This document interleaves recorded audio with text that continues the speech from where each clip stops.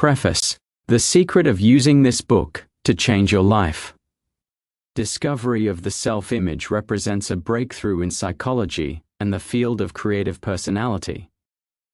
The significance of the self-image has been recognized for more than a decade.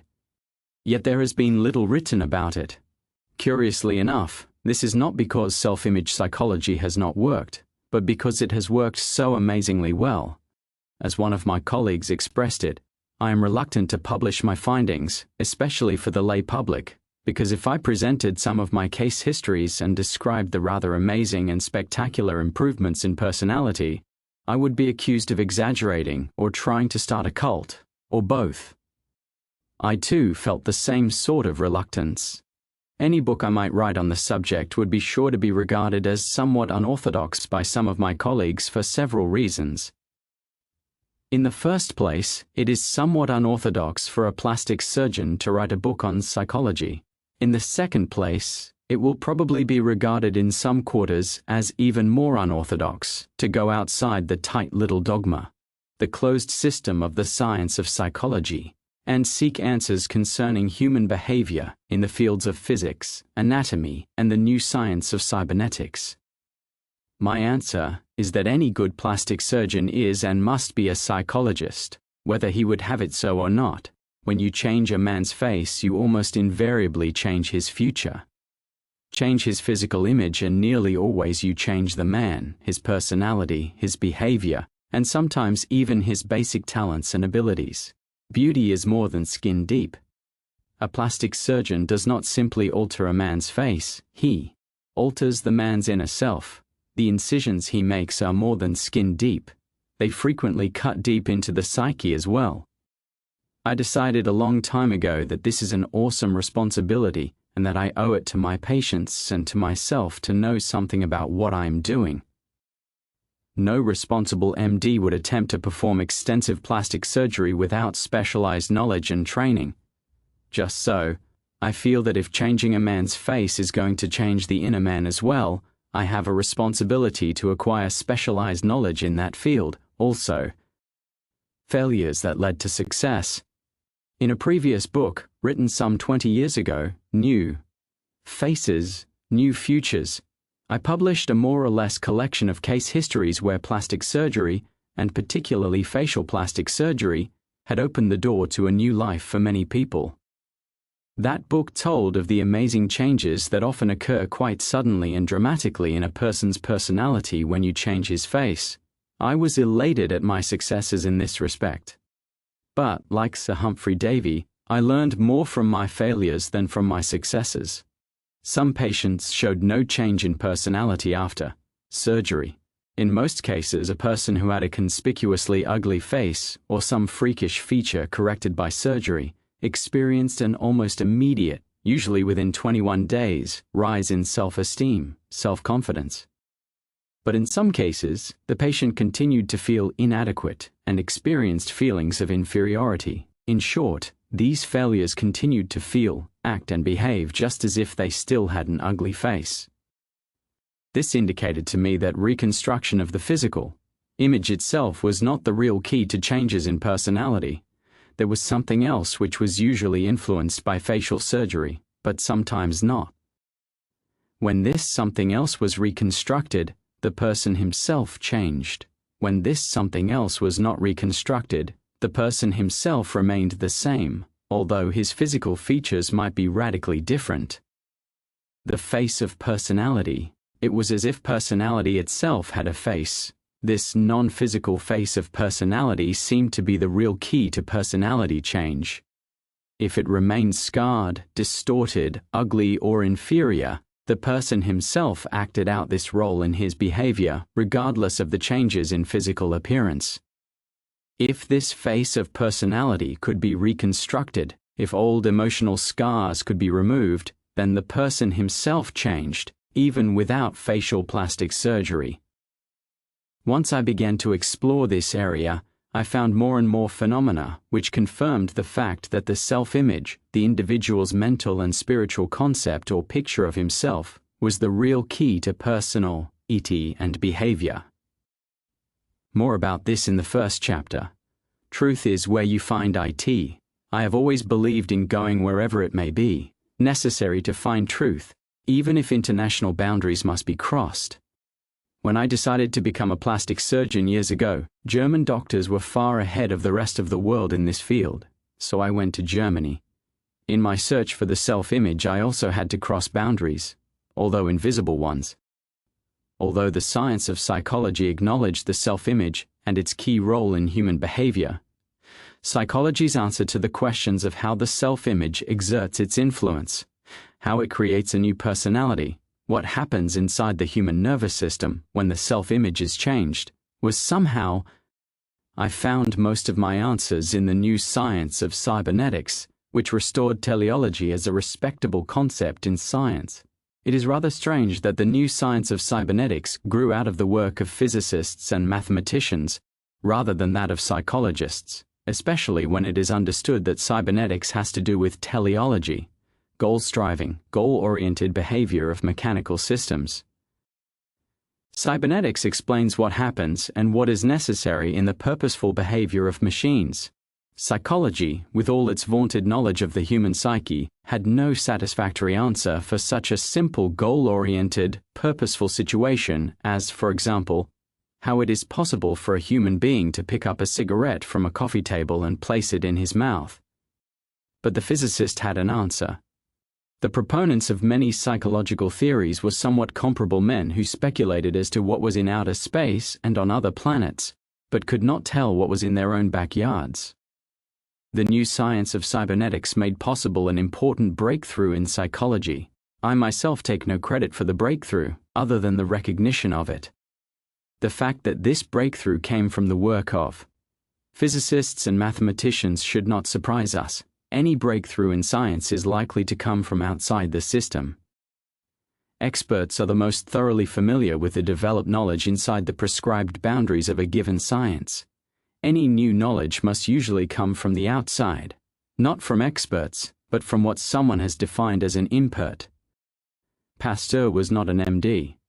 The Wright brothers were not aeronautical engineers but bicycle mechanics.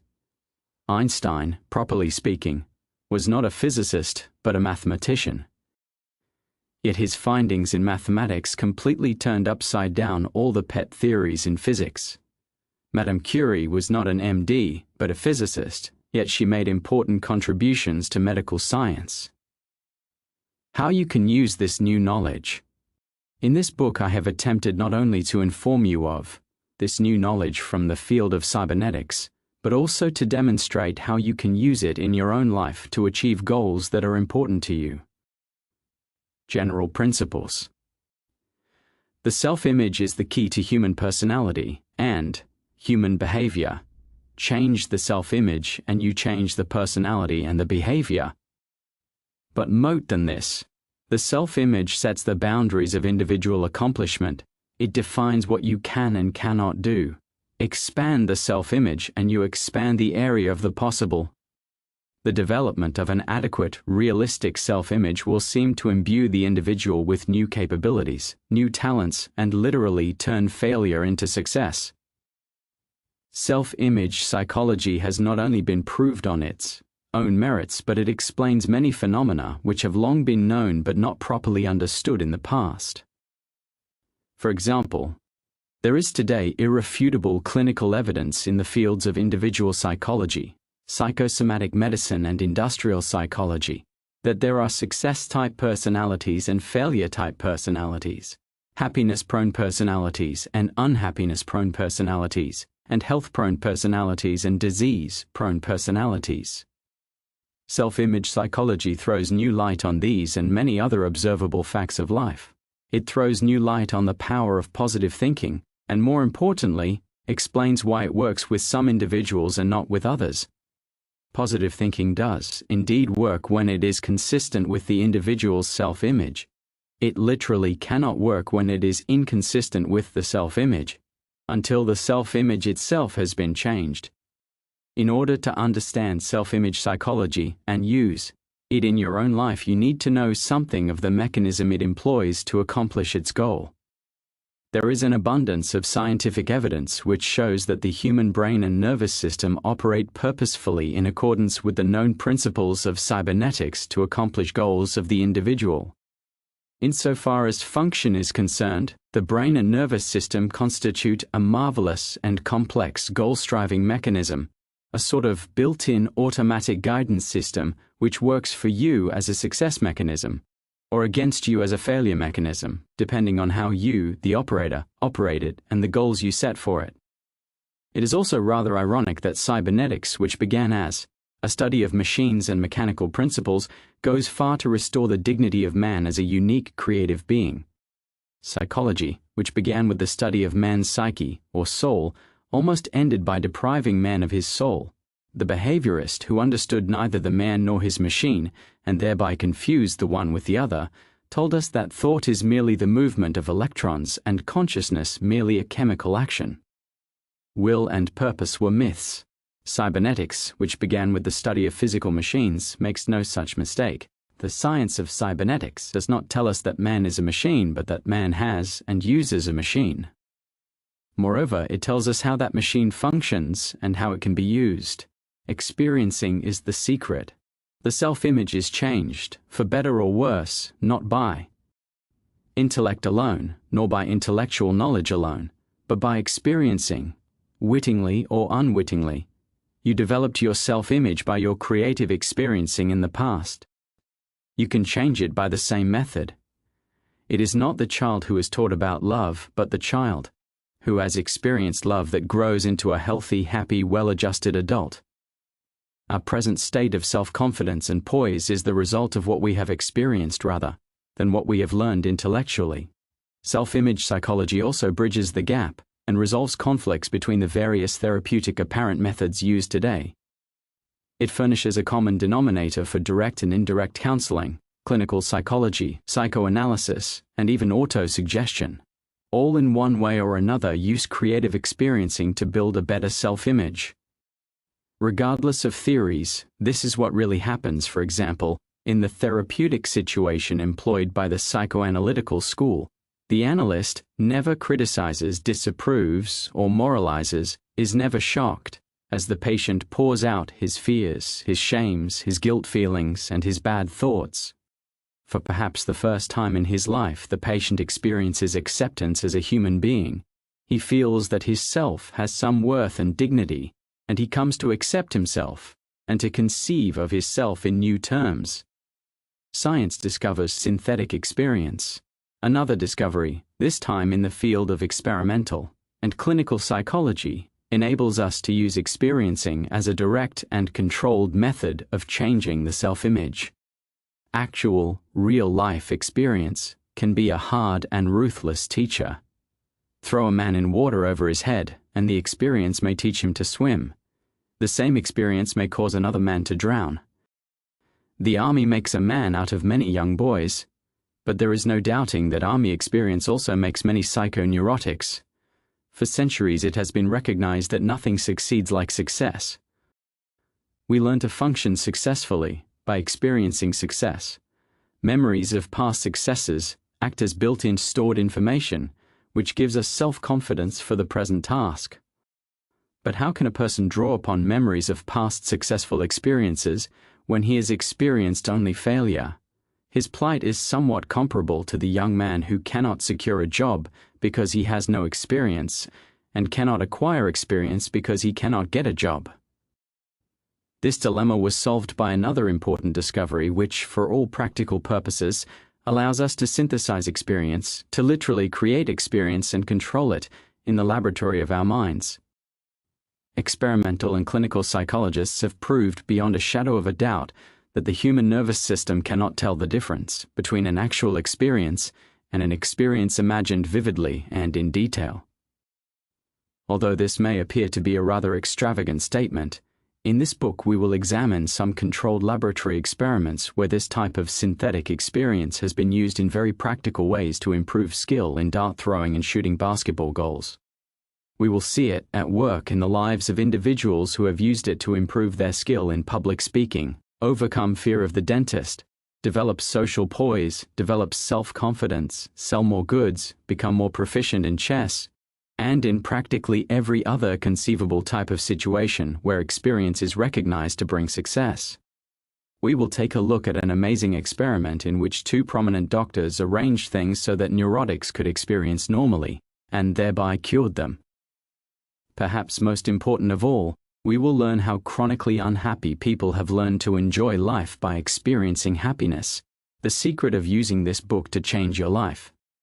This book has been designed not merely to be read but to be experienced. You can acquire information from reading a book, but to experience you must creatively respond to information. Acquiring information itself is passive. Experiencing is active. When you experience, something happens inside your nervous system and your midbrain. New engrams and neural patterns are recorded in the gray matter of your brain.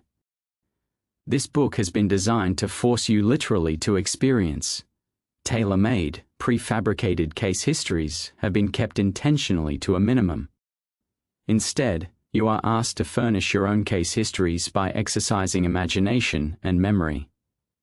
I have not supplied summaries at the end of each chapter. Instead, you are asked to jot down the most important points which appeal to you as key points which should be remembered. You will digest the information in this book better if you do your own analysis and summation of the chapters. Finally, you will find throughout the book certain things to do and certain practice exercises which you are asked to perform. These exercises are simple and easy to perform, but they must be done regularly if you are to derive maximum benefit from them. Reserve judgment for 21 days. Do not allow yourself to become discouraged if nothing seems to happen when you set about practicing the various techniques outlined in this book for changing your self-image. Instead, reserve judgment and go on practicing for a minimum period of 21 days. It usually requires a minimum of about 21 days to effect any perceptible change in a mental image. Following plastic surgery, it takes about 21 days for the average patient to get used to his new face. When an arm or leg is amputated, the phantom limb persists for about 21 days. People must live in a new house for about 3 weeks before it begins to seem like home. These, and may other commonly observed phenomena, tend to show that it requires a minimum of about 21 days for an old mental image to dissolve and a new one to gel. Therefore, you will derive more benefit from this book if you will secure your own consent to reserve critical judgment for at least 3 weeks. During this time, do not be continually looking over your shoulder, so to speak, or trying to measure your progress. During these 21 days, do not argue intellectually with the ideas presented. Do not debate with yourself as to whether they will work or not. Perform the exercises, even if they seem impractical to you. Persist in playing your new role, in thinking of yourself in new terms, even if you seem to yourself to be somewhat hypocritical in doing so, and even if the new self-image feels a little uncomfortable or unnatural. You can neither prove nor disprove with intellectual argument the ideas and concepts described in this book, or simply by talking about them. You can prove them to yourself by doing them and judging results for yourself. I am only asking that you reserve critical judgment and analytical argument for 21 days so that you will give yourself a fair chance to prove or disprove their validity in your own life. The building of an adequate self-image is something that should continue throughout a lifetime. Admittedly, you cannot accomplish a lifetime of growth in 3 weeks' time. But you can experience improvement within 3 weeks' time. And sometimes the improvement is quite dramatic. What is success? Since I use the words success and successful throughout this book, I think it is important at the outset that I define those terms. As I use it, success has nothing to do with prestige symbols, but with creative accomplishment. Rightly speaking, no man should attempt to be a success, but every man can and should attempt to be successful. Trying to be a success in terms of acquiring prestige symbols and wearing certain badges leads to neuroticism and frustration and unhappiness. Striving to be successful brings not only material success, but satisfaction, fulfillment, and happiness. Noah Webster defined success as the satisfactory accomplishment of a goal sought for, creative striving for a goal that is important to you as a result of your own deep-felt needs, aspirations and talents, and not the symbols which the Joneses expect you to display, brings happiness as well as success, because you will be functioning as you were meant to function. Man is by nature a goal-striving being, and because man is built that way, he is not happy unless he is functioning as he was made to function, as a goal-striver. Thus, true success and true happiness not only go together, but each enhances the other.